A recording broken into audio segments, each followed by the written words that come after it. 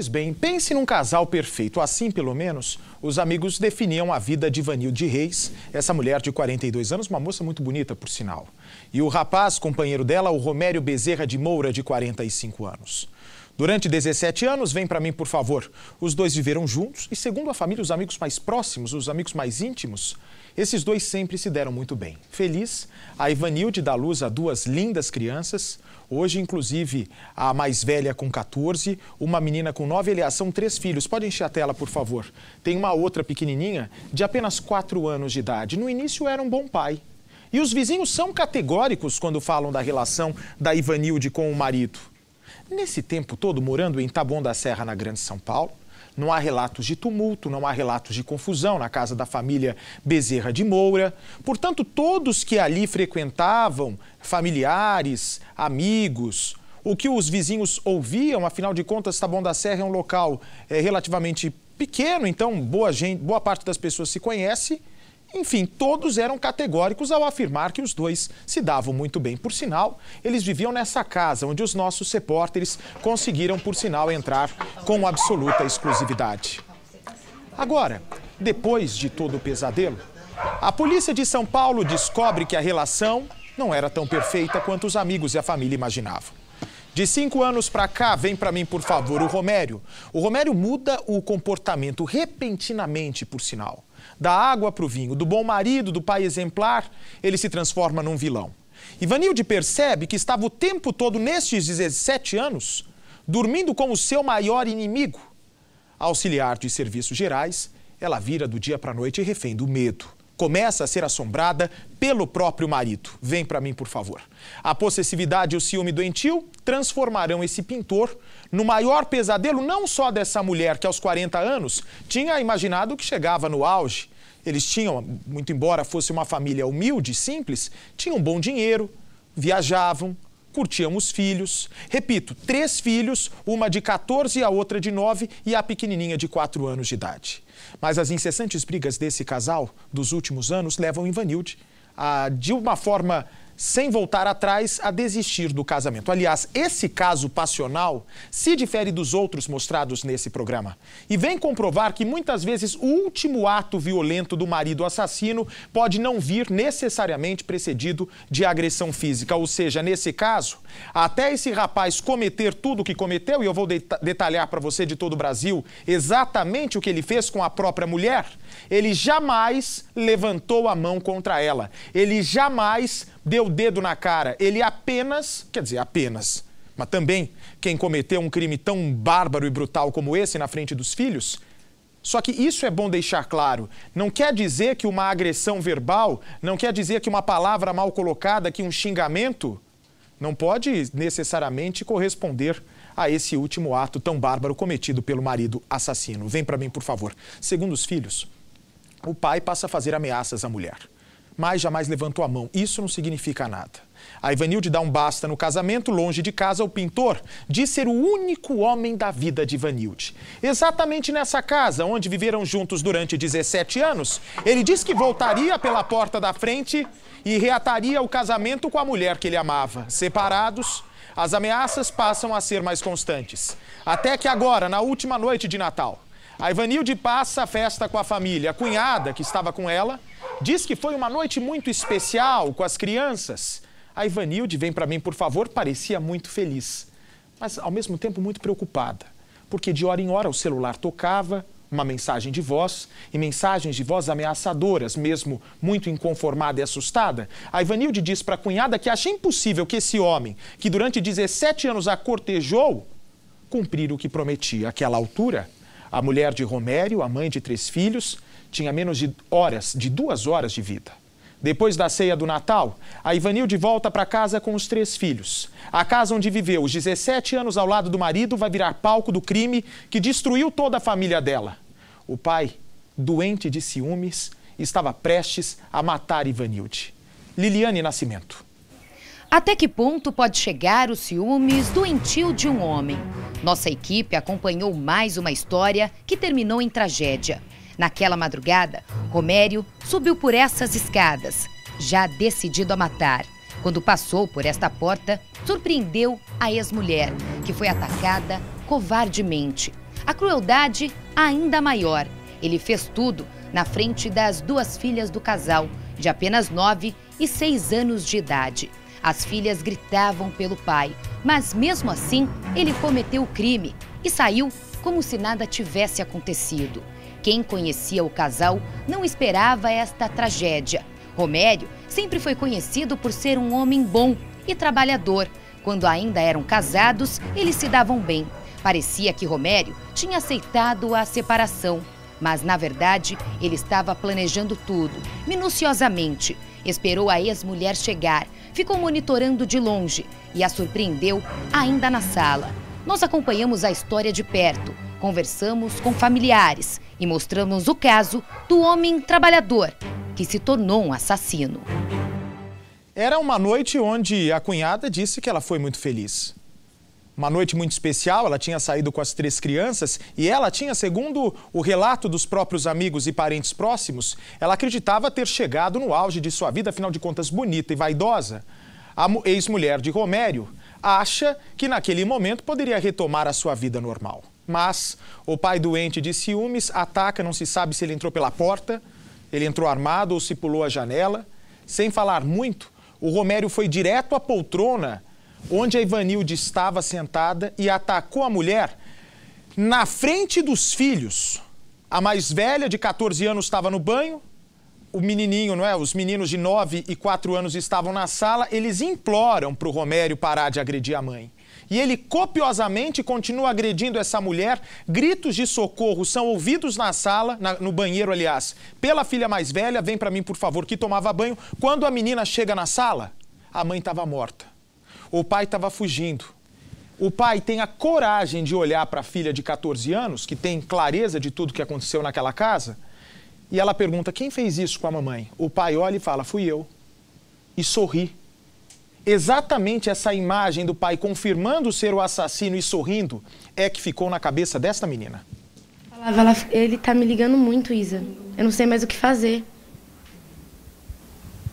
Eu não sei. Aí depois ela começou a falar que ele estava ameaçando ela, que ele começou a falar que ia matar ela e eu. Ele não falava jamais das minhas outras irmãs, só falava de mim e dela. E sua mãe sentia medo? Ela demonstrava que tinha medo ou ela não acreditava? Ela, não acreditava, porque eles viveram 17 anos, então ele nunca chegou a encostar um dedo nela. E como é que foi no dia? Vocês estavam comemorando a festa? Comemorando, que ia ser o Natal. Aí a gente veio pra casa. Eu escutei minhas irmãs chorando, gritando. No máximo eu pensei que uma delas tinha caído, que ultimamente minha irmã mais nova estava caindo, se machucava. Aí elas gritaram, meu pai matou minha mãe. Eu vi, corri, coloquei elas na cozinha e fui atrás do meu pai. Ele desceu a escada e na hora que estava virando ele olhou pra mim, ele riu e ele estava com a faca na mão. Ele deu risada? Deu risada.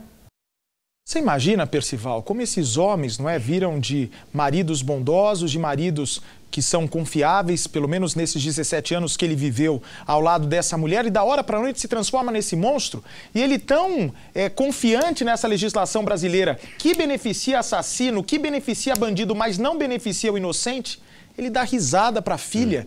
Que afetividade tem um pai dessa com a menina? Que barbaridade. Nenhuma afetividade. Você vê que o assassino, o Romério, ele escolhe a noite de Natal, a noite de ternura, de alegria, de confraternização, paz, afeto, carinho, amizade. A família está reunida. E o Romério escolhe a noite de Natal para matar.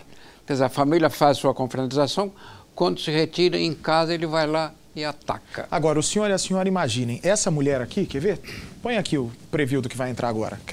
Isso, essa moça. Essa moça é quem ficou do lado da Ivanilde nas últimas horas de vida dela. É exatamente ela que vai relatar numa entrevista exclusiva nesse momento ao Cidade Alerta o que ela percebeu de Ivanilde horas antes do seu assassinato. A Ivanilde, como a maioria das mulheres ingênuas, ela acreditava que todas as ameaças verbais feitas por esse homem jamais seriam cumpridas. Ela jamais acreditava, pelo menos é o que conta a cunhada dela, de que o marido realmente iria cumprir aquela promessa de pegar uma arma, entrar na casa dela, e ele havia dito, vocês vão ver, tudo está registrado na reportagem, de que ele faria esse assassinato na frente dos 3 filhos pequenos e não pouparia ninguém. Que seria, nas palavras do assassino, um espetáculo para os filhos e para quem quisesse ver. Ouça comigo esse relato. Como é que foi para você receber essa notícia, sendo que horas antes você estava se divertindo com ela? Nossa, foi o fim do mundo. Os últimos dias dela, ela passou comigo. Ela escolheu passar comigo. Eu já tinha dormido na casa dela 3 vezes. A gente já tinha passeado aqui em São Paulo. Nossa, não tem explicação, não tem explicação. Palavras não descrevem. Durante esses últimos dias que ela passou com você, ela falava que não queria mais ficar com ele, que ele ligava e queria voltar? Sim, o tempo todo. Leide, eu não vou voltar, eu não preciso voltar. Do jeito que eu estou te falando, ela falava, Leide, eu não preciso. Ele quer voltar, mas eu não preciso. Eu estou trabalhando, eu estou equilibrada, minhas contas estão em dias. Eu não preciso voltar para ele, Leide. Eu não vou voltar. Ela falava desse jeito para mim o tempo todo. E ele ia atrás? Ele ia na casa dela sempre. No Natal, ela disse, Leide, se eu não for para o Grajaú, eu não quero ficar em casa. Porque ele vai para lá, ele vai me perturbar. Porque ele ficava agarrando ela. Como é que está sendo essa tragédia para a família? Nossa, a família acabou, você não tem noção. Ele fez isso com ela no dia do aniversário do meu sogro. Não tem explicação. A família não tem chão. Nunca mais vai ser a mesma família, nunca mais. Nunca. Ele acabou com a nossa família. É claro, meu senhor e minha senhora de todo o Brasil que nos prestigiam com essa grande audiência, é claro que não vai ser mais a mesma família. Que família, como é que esses meninos vão crescer? A menina de 14, o menino de 9 e a menina de 4 anos. De 9 anos, já tem bem noção do que assiste, do que presencia. Ele viu o pai dando os golpes na mãe, a mãe implorando socorro e a menininha de 4 pedindo desesperadamente para o pai parar com aquela sessão de espancamento e de tortura. E ele foi até o fim. Ele vai até o fim, ele sorri. E é exatamente esse sorriso do mal, é exatamente esse sorriso do ódio que precisa motivar as nossas autoridades a não ter piedade desse tipo de gente. Não pode ter piedade de quem tira a vida do outro. Como é que alguém, nesse caso, esse pintor, pelas informações que a gente tem, a polícia de São Paulo já conseguiu uma imagem da câmera de segurança lá de Taboão da Serra que filma ele fugindo no carro. Ele já tinha deixado tudo premeditado, a chave do carro já estava separada, o carro já estava na porta da casa dos pais, que fica bem próxima aonde ele matou a mulher, a casa onde ele vivia com a mulher. E exatamente ali estava o carro para fuga, ele vai embora como se nada tivesse acontecido, como se não devesse nada a ninguém. Vem para mim, por favor, é mais um assassinato que cai na mesa do delegado de Taboão da Serra? Que estrutura tem a polícia para investigar tantos crimes? Não adianta só cobrar a polícia, a promotoria e os juízes. Muito pelo contrário, tem que se cobrar esses políticos que estão mais preocupados com seus benefícios pessoais do que enrijecer essa legislação para deixar o assassino pensar 2 vezes antes de atacar. O que o filho mais velho da Ivanilde conta sobre o relacionamento da mãe era apenas o prenúncio de uma tragédia que ia acabar com essa família de uma vez por todas. Veja. Foi tudo inesperado, né, o que ele fez. Não ficou nada bem, ele estava planejando tudo isso já, né? Vocês não têm dúvidas de que ele planejou tudo? A gente acha sim que ele planejou, porque, querendo ou não, ele falava que se ela não fosse dele, não seria de mais ninguém, entendeu? E durante esse tempo que sua mãe ficou separada dele, como é que ela estava? Ela estava tentando se reerguer, estava feliz? Ela estava muito feliz, forte, era a fase que ela estava mais feliz, que ela estava curtindo um pouquinho os momentos bons dela, entendeu? Ela estava voltando novamente, entendeu, a viver. Ela estava voltando a viver, assim como milhares de mulheres do Brasil que vivem ameaçadas pelos seus maridos, reféns do medo na própria casa, pensam na segurança também dos seus filhos. Hoje a menina que presenciou e que viu o sorriso do pai depois de matar a mãe dela, a menina tem medo de ser perseguida. Não tem como essas crianças crescerem sem esse trauma marcante. E agora eu pergunto para você de casa, por que esses políticos colocados em Brasília mais pensam nas suas benesses, nos seus benefícios, do que em punir esses assassinos que estão tirando a vida dos inocentes? Por quê? Porque esse Ivanilde morreu sendo uma auxiliar de serviços gerais anônima? Não é importante. Importante é só a gente famosa, importante é só a gente rica. Esse não pode ser um caso emblemático? Ok, se for para falar caso emblemático, você tem a Daniela Pérez, 25 anos depois da morte, uma legislação que não avançou. Isabela Nardoni, 15 anos depois do assassinato, é uma lei que não avança. E é imposto, imposto, imposto para cima de inocente e esses assassinos não pagando seus crimes como deveriam. Estou errado? Tá certíssimo. Você vê que os políticos, como eles não alteram nada na lei, eles se divorciaram por completo da sociedade. A sociedade aqui, eles estão lá no Olimpo, distante. Nós estamos na planície, eles estão no Planalto, uma distância grande. Agora, o assassino da noite de Natal, Abate, ele usava uma máscara. Ele encobria o rosto. Quer dizer, não era sincero. Aliás, a palavra sincero, Abate, vem de sinicera, sem cera. E a do assassino do Natal era toda de cera. A cera se derrete, é volátil, ela some, ela desaparece. Mas é mais sólida do que uma de verdade, do que uma máscara de verdade e dói muito mais. Põe a foto dos dois. Exatamente sobre a impunidade. Pode pôr a foto dos dois, por favor. Da Ivanilde e do... Como é o nome desse rapaz? Romério, né? Romério. Nome diferente, Romério. Pois bem, é a cara da impunidade. A justiça brasileira, em vez de se calcar aí em deixar a lei mais rígida para evitar que esses bandidos fiquem atacando, para evitar que essas pessoas tirem a vida de pessoas inocentes, vem para mim, por favor. Não, muito pelo contrário. A preocupação é no banho de sol do preso. A preocupação que esse país tem com as pessoas, não com os inocentes, com os marginais. As 5 refeições por dia, no caso de menor bandido ou menor infrator, como a legislação brasileira insiste em enxergar menor de idade que mata, que assalta, que estupra, a diversão deles durante esse tempo todo que ficam nessa casa de reclusão, o jogo de pebolim, bilhar, recreação, festa de fim de ano. Não, tem que tratar com rigidez. Trabalhar na cadeia não tem que ser opção, muito pelo contrário, tem que ser obrigação. Bom comportamento não tem que ser um indício para dar a saidinha de Natal, para dar a saidinha de Dia dos Pais, de Dia das Mães. Muito pelo contrário, tem que ser obrigação. Tá tudo invertido nesse país. Se fosse um país que levasse a sério a sua lei, esse homem não teria agido, segundo a polícia, com essa violência toda. A reportagem está pronta. Matou a mulher na frente dos 3 filhos. O de 4, de 9 e a menina de 14 anos ainda teve que ver o pai sorrindo depois que deu o último golpe na mãe aqui na Grande São Paulo. Acompanhe comigo. A cunhada está desolada. Ele acabou com a nossa família. As filhas que viram o próprio pai matar a mãe estão tentando lidar com o trauma. Um monstro. Ele acabou com a minha vida, tanto da minha família e das minhas irmãs. A família conta que não esperava que isso pudesse acontecer. O que ele fez foi inacreditável.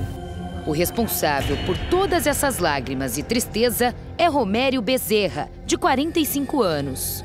O pintor matou a ex-mulher Ivanilde Reis na frente das 3 filhas do casal. Além da adolescente de 14 anos, as 2 crianças também não foram poupadas pelo assassino. Pior pequeno, uma criança de 6 anos e uma de 9, que ele falava ser a vida dele. E ele fez uma tragédia dessa. O crime aconteceu nesta casa, onde a família viveu por muitos anos, em Taboão da Serra, na Grande São Paulo. O casal estava separado há pouco mais de um mês, mas Romério não aceitava o desejo da mulher de viver longe dele. Ele queria reatar o relacionamento. Ivanilde já estava decidida. Do jeito que eu tô te falando, ela falava, Leide, eu não preciso. Ele quer voltar, mas eu não preciso. Eu tô trabalhando, eu tô equilibrada, minhas contas estão em dias. Eu não preciso voltar para ele, Leide. Eu não vou voltar.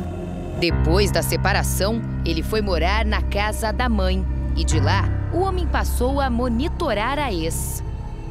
Um dia antes do crime, Fabrício, que é filho do primeiro casamento de Ivanilde, encontrou o padrasto.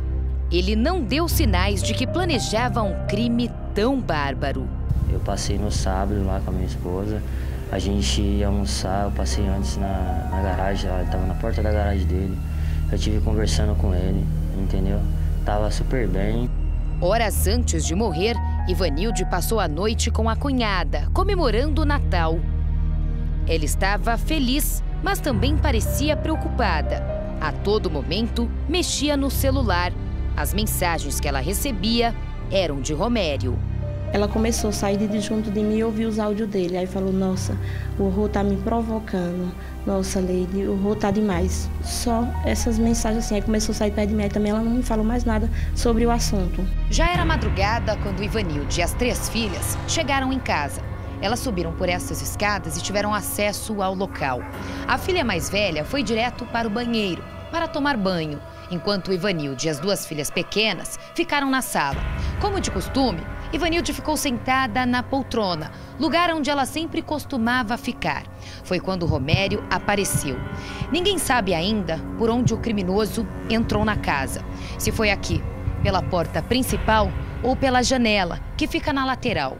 O fato é que ele surpreendeu a ex ainda na sala, sem falar nada, e na frente das filhas começou a atacá-las. As meninas pediram que ele parasse, mas Romério continuou. Só minutos depois, decidiu sair, passou por esta porta, desceu as escadas como se nada tivesse acontecido. E daqui, ele fugiu. A filha mais velha, que tomava banho, se assustou com os gritos e viu a mãe ferida. Eu escutei minhas irmãs chorando, gritando. No máximo, eu pensei que uma delas tinha caído, que ultimamente minha irmã mais nova estava caindo, se machucava.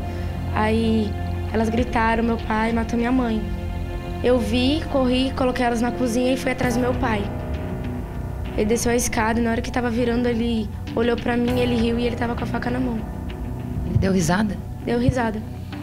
Ivanilde morreu ali mesmo.